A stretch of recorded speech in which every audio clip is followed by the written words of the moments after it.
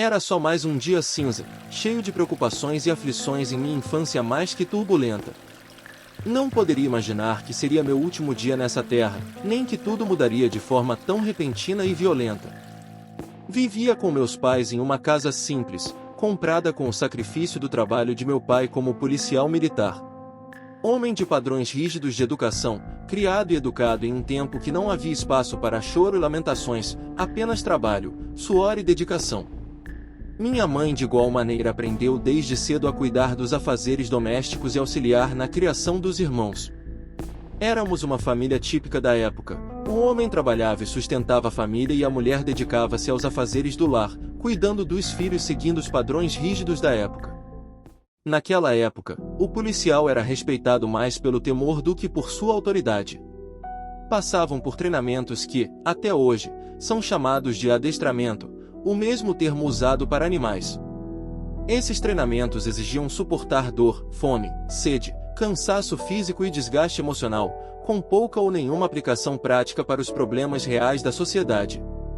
Assim como hoje, exigiam deles controle emocional e respeito que não encontravam dentro dos quartéis, eram humilhados e desrespeitados, no entanto, tinham que tratar a todos com respeito e educação. Basicamente o adestramento consistia em discipliná-los pela dor, incutindo em suas mentes que sofresse menos quem aceita as regras impostas pelos superiores. Lidavam diariamente com a morte, suportando as cobranças da sociedade e carregando o peso das falhas do Estado. A polícia nunca deixou de ser usada para controlar a insatisfação popular por meio da força, a pretexto da lei e da ordem. Comandada por políticos e grandes empresários, ricos e poderosos, cumpriam ordens sem questionamento para não serem presos por desobediência. Até hoje não podem expressar nem suas opiniões, um direito fundamental. Eram odiados por muitos, que não compreendiam suas limitações, nem a responsabilidade que cabia aos demais setores da sociedade. Pela falta de compreensão, transferiram a responsabilidade a quem não caberia resolver os problemas da origem da violência. Os governos corruptos, sedentos por poder e dinheiro, não tinham compromisso social e apenas usurpavam os direitos do povo, oferecendo pequenas doses de esperança para ludibriar os desafortunados de toda a sorte. A população, com o tempo, se tornava cada vez mais ignorante e alienada, enquanto a criminalidade crescia. A polícia passou a tomar para si as dores da sociedade, fazendo justiça com as próprias mãos, socorrendo enfermos e acidentados, combatendo incêndios, recolhendo animais na pista, investigando crimes, ouvindo as dores da população sem poder ou recursos para ajudá-los. Assumiram um peso maior do que podiam carregar, o peso da miséria social, das mortes que não puderam evitar e das vidas que, equivocadamente, tiraram em nome da lei e da ordem. Nada funcionava como deveria, mas alguém precisava ser culpado pelos erros do governo.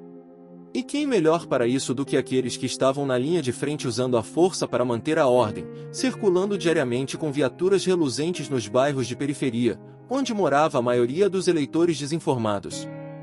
Sim, foi mais fácil culpar a arma do que o agressor, assim jogaram a culpa do uso da força na polícia eximindo o governo de suas responsabilidades para com o povo.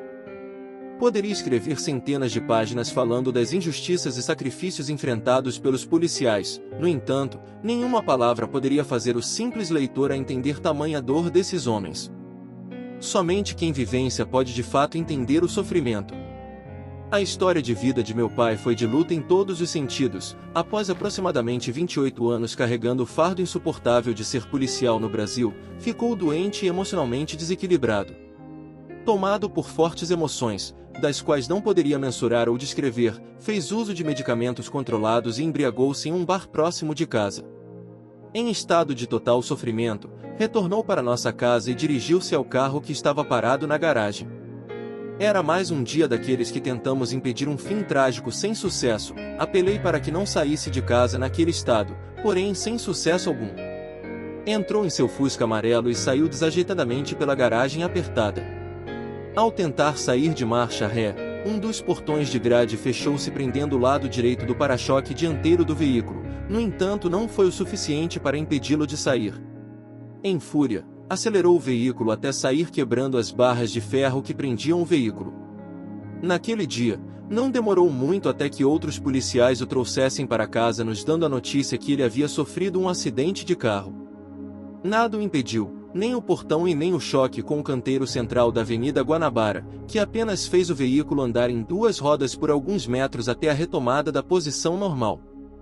Mais tarde tivemos a notícia que ele, ainda dentro do veículo compactado pelo acidente, teria tentando tirar a própria vida com a arma de trabalho, momento que foi impedido por populares que o socorreram.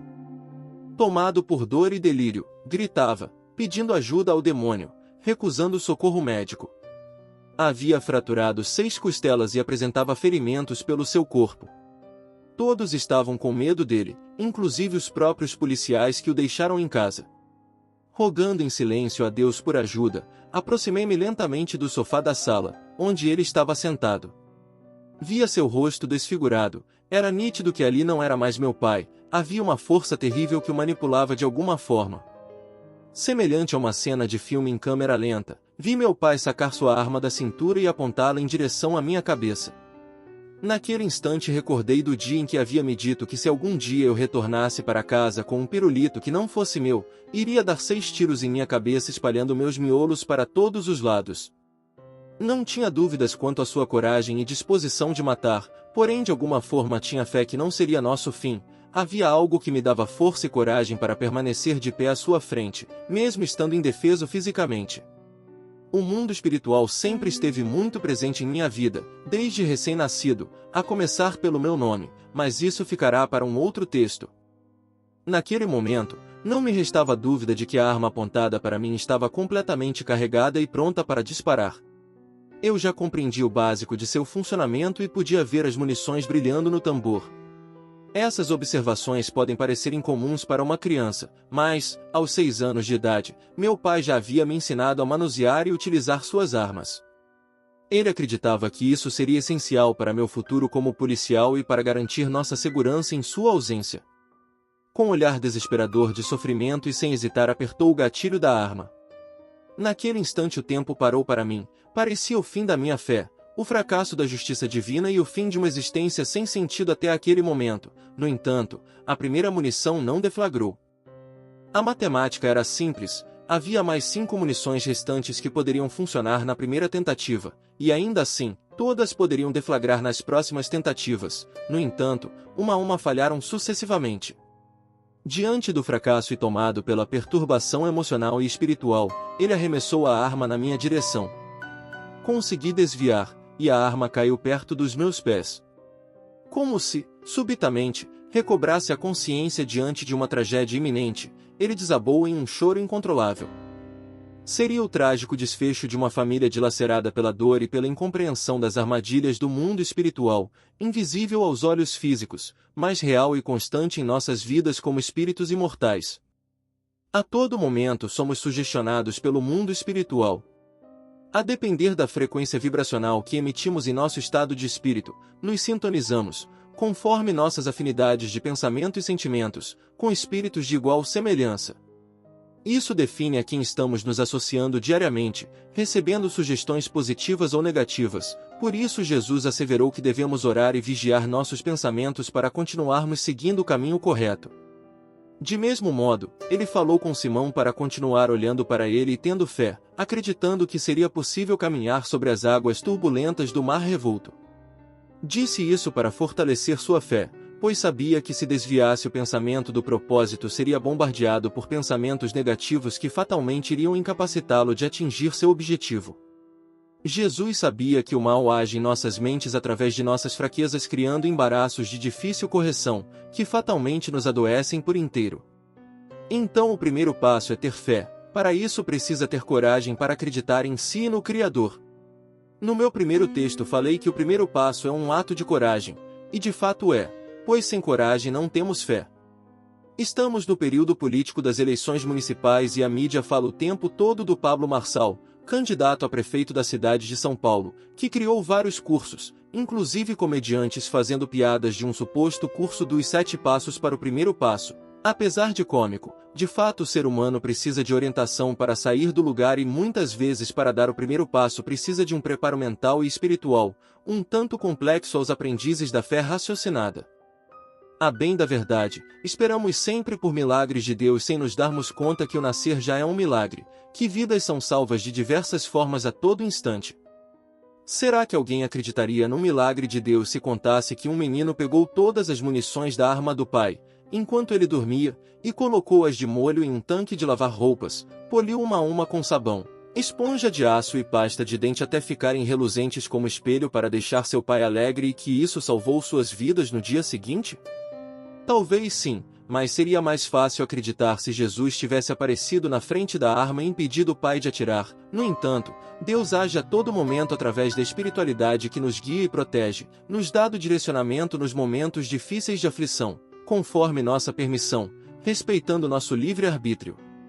Então é preciso pedir ao Pai, só assim Ele virá em nosso auxílio sem desrespeitar a nossa vontade, caso contrário a vida seria um roteiro de filme do qual teria começo, meio e fim pré-estabelecidos e nenhum mérito teríamos. Esse, como tantos outros, foi um dia de milagres incompreendidos através de sucessivos erros do universo.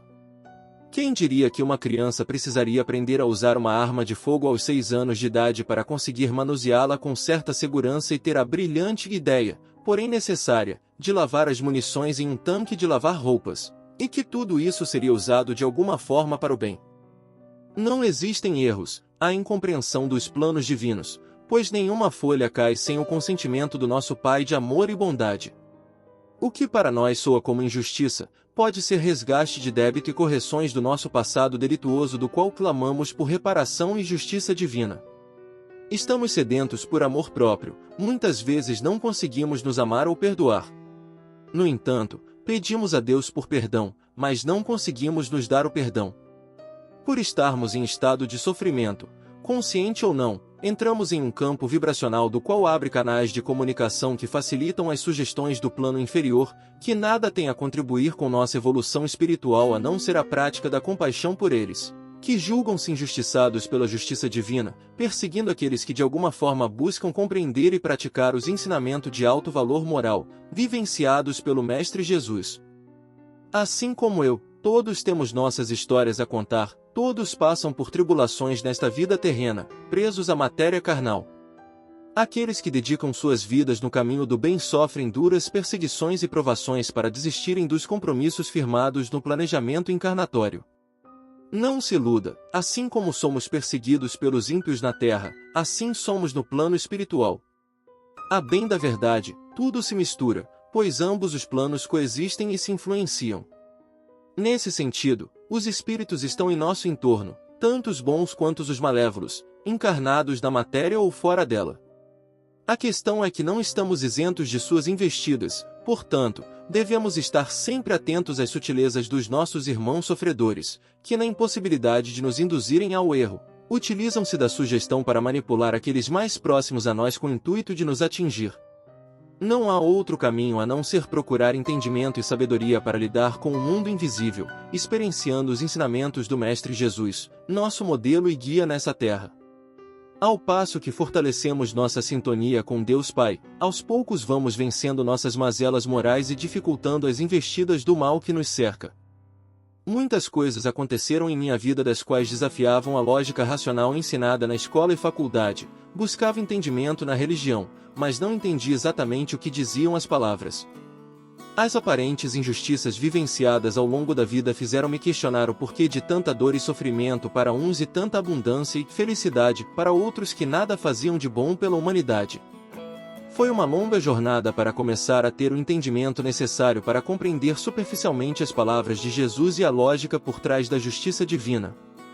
A partir do momento que conseguimos avançar nesse progresso espiritual, passamos a entender a importância das experiências vividas na Terra e quão valiosa é a vida, independente das condições que encarnamos, por mais sofrida que seja aos nossos olhos.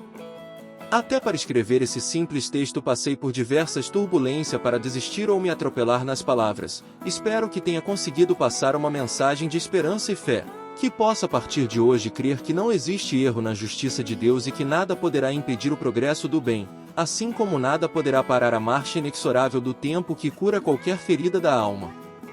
Somente a verdade nos libertará. Nova Venécia, 20 de setembro de 2024. Sigamos em paz. Rafael Cremasco Lacerda.